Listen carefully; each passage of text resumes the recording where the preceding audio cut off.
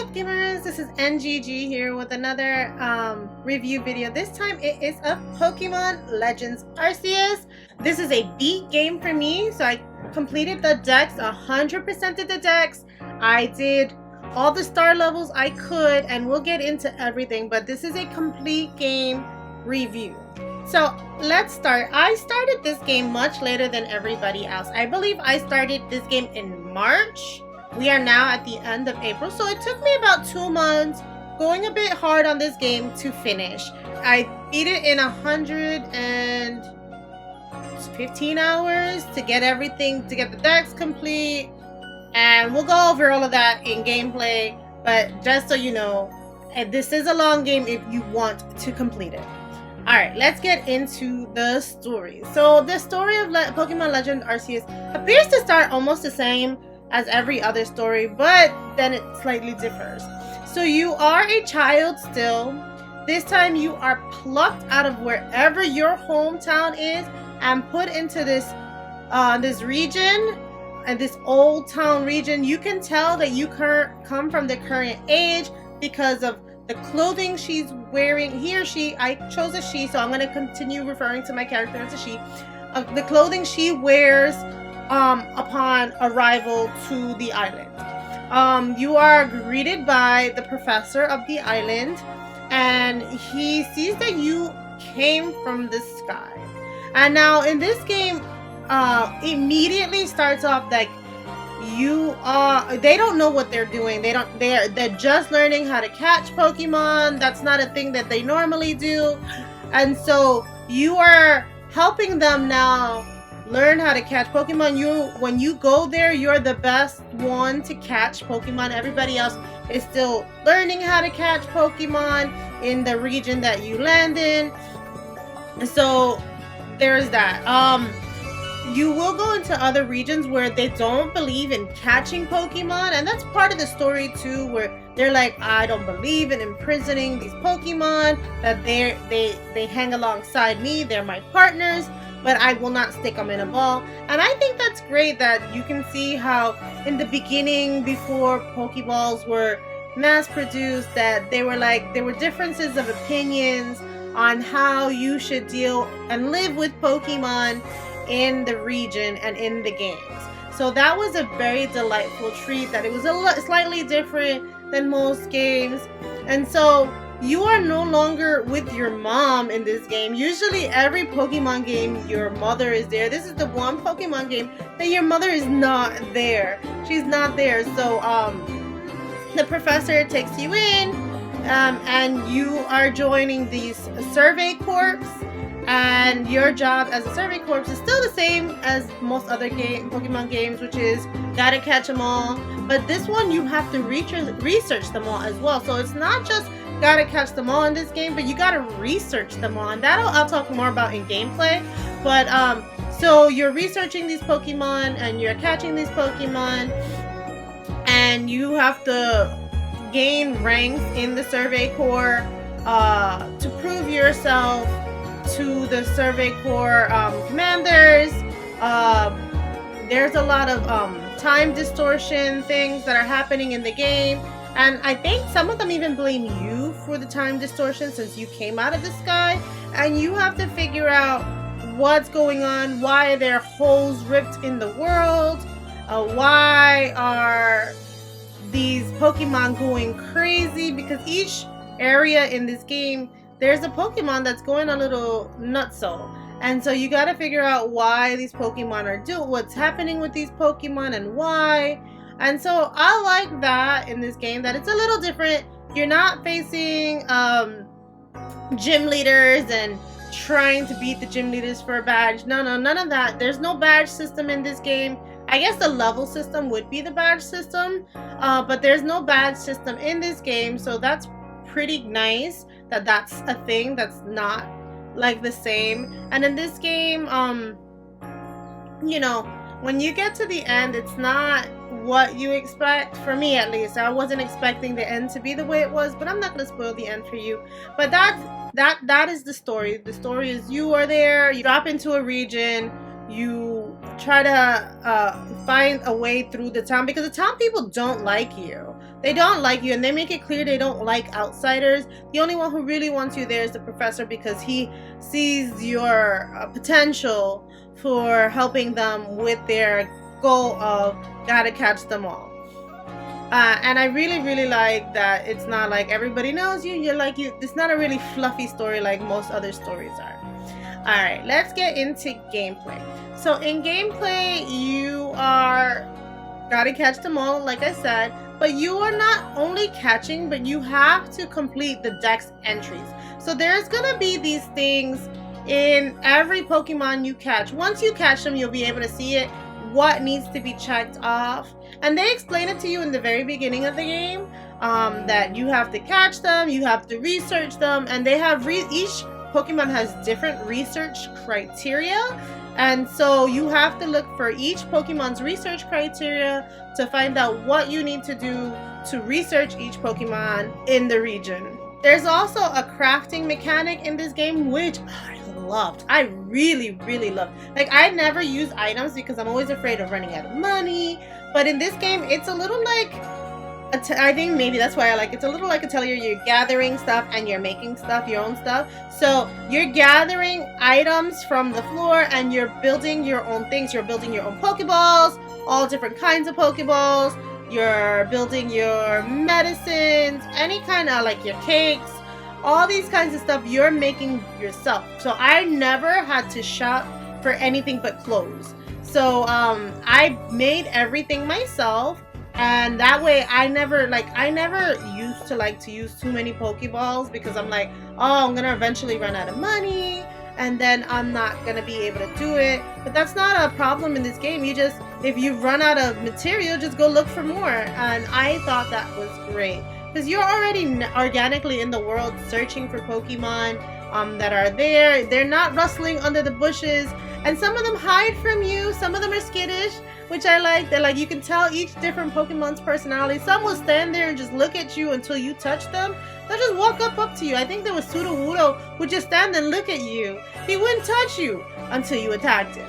So like, I like that every Pokemon has its very unique personality shown in this game. So that was a plus for me.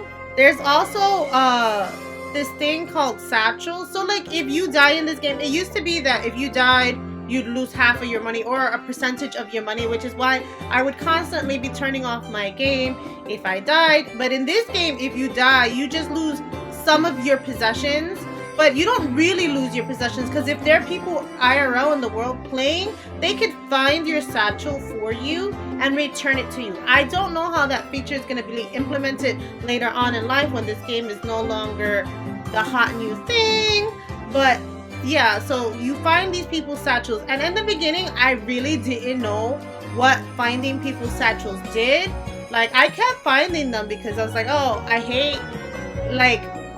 hate to see those little boxes not checked off in my game. So I would always find everybody's satchel, but you didn't know what they did. There's a person in town that you talk to that gives you, and it's usually the upgrade stuff. So for you to upgrade your Pokemon, she'll sell you the upgrade stuff depending on how many merit points you get, and the merit points you earn by returning people's satchels.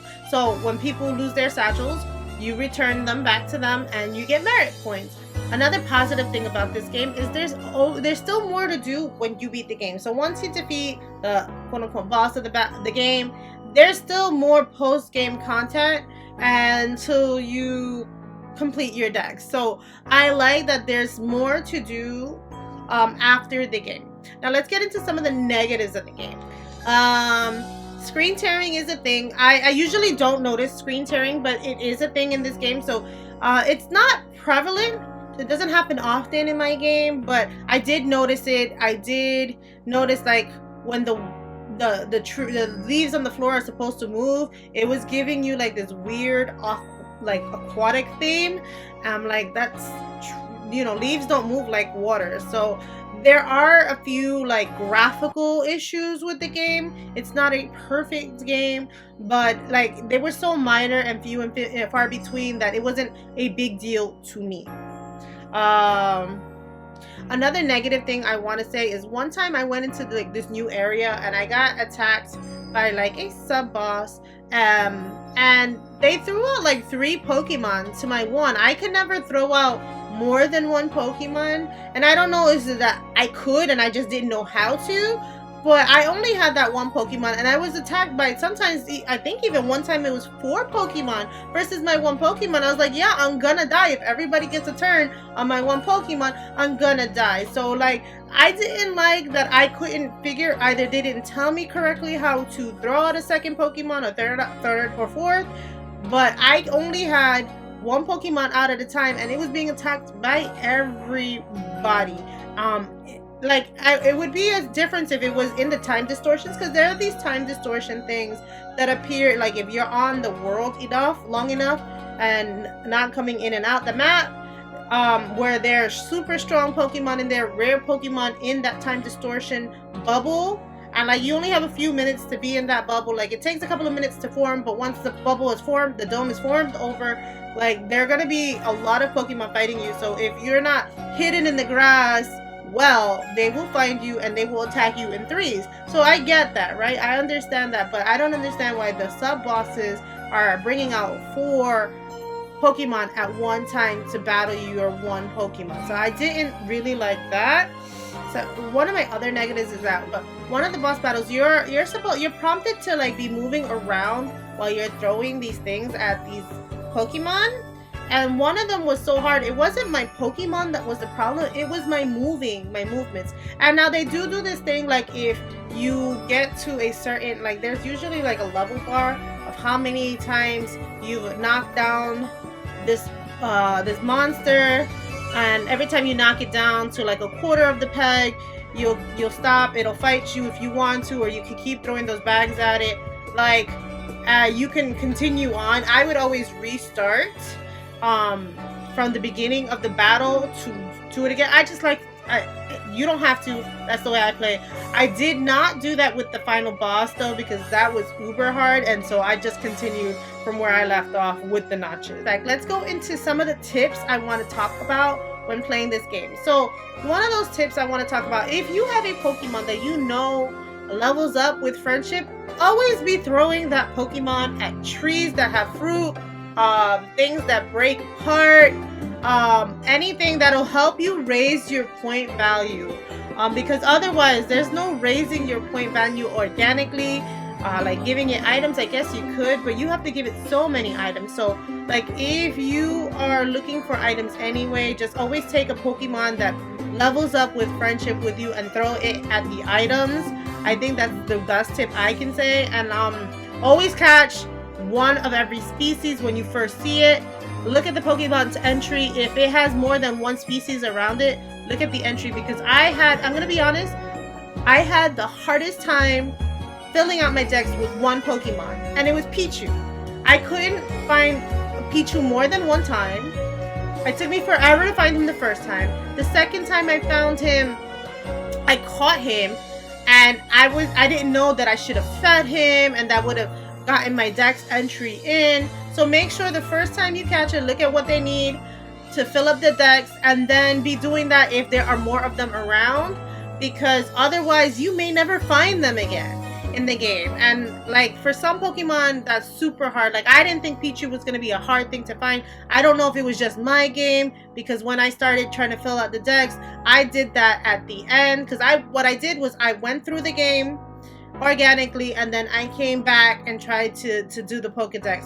And my biggest tip is just grab one of every Pokemon, and if you see more of that 1 Pokemon in a group, see what they need, because if it's just feeding them, that's super easy to do. Always carry berries or food for those Pokemon to be feeding them if that's one of their entries, because that's the easiest entry you can get if you're hidden, if you're not someplace they can see you. Super easy to get that entry point.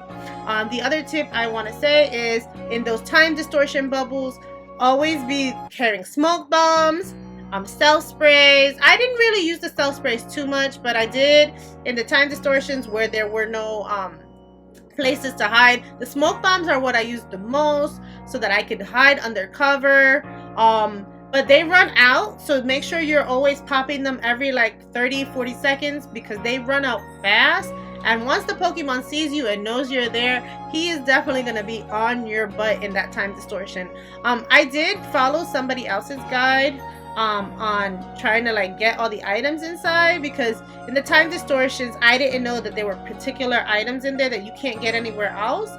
And to be fair, I didn't use a lot of the items, like the red shards, the green shards, and I think it was blue shards. I don't know what those shards do. I was just collecting everything, but you do get specialty items in there. So like I was getting like the things that would level up Pokemon that trade only, if we're trade only. And they do handle that situation in this game as well. When there's a Pokemon that levels up with trade, there is something that that lady that sells you the merit points will sell you, or you can find in the time distortions to level up those Pokemon, which I appreciate as well, because this game, you don't need anybody else to beat this game. It's not one of those games you have to have 2 copies. Each copy has to be doing something so that you can trade them with each other. No, no, no. This game, on its own, you can beat this game, which I loved. So let's get into the ratings. So at 1 to 5.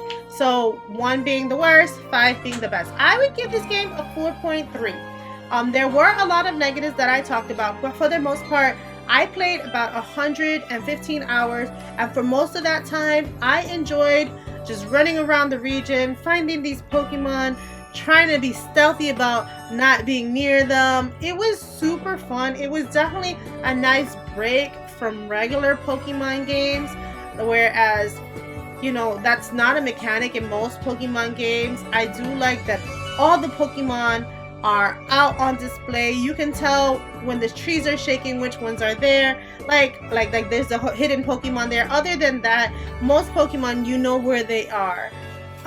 So I definitely really enjoyed this game. It's not a perfect game, but in terms of Pokemon games, it's one of the best for me.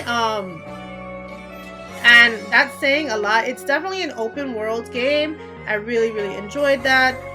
There are a lot of missions and sub-missions to do that we didn't get into, but like definitely a really good game. If you are a Pokemon fan and you are tired of the regular Pokemon gaming mechanic, you might enjoy this one more than some of the other ones. Like, I get tired of the same tropes over and over again repeated to me, and this was definitely a welcome change.